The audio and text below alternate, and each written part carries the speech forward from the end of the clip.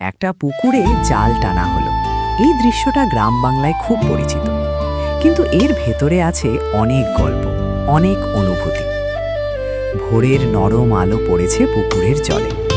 কয়েকজন জেলে ধীরে ধীরে জালটা পানিতে ছড়িয়ে দিল। তারপর সবাই মিলে দুই পাশ ধরে টানতে শুরু করল। পানির ভেতর হালকা ঢেউ উঠছে, মাছগুলো ছুটে বেড়াচ্ছে, আর পুকুরের চারপাশে গ্রামের মানুষ দাঁড়িয়ে দেখছে, কেউ কৌতূহল নিয়ে, কেউ আনন্দ নিয়ে। জাল টানার সময় সবার চোখ থাকে জালের দিকে। আজ কত মাছ উঠবে, বড় মাছ আছে কিনা।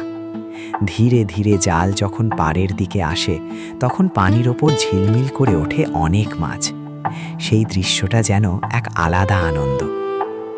জাল টানা শুধু মাছ ধরার কাজ না, এটা এক ধরনের মিলন মেলা। গ্রামের মানুষ একসাথে হয়, হাসি আনন্দে সময় কাটায়। কেউ সাহায্য করে, কেউ মাছ গুনে, কেউ আবার ছোট মাছগুলো দেখে খুশি হয়। এইভাবে একটা পুকুরে জাল টানা শুধু জীবিকার গল্প নয়, এটা গ্রাম বাংলার সহজ সরল জীবনের একটা সুন্দর ছবি।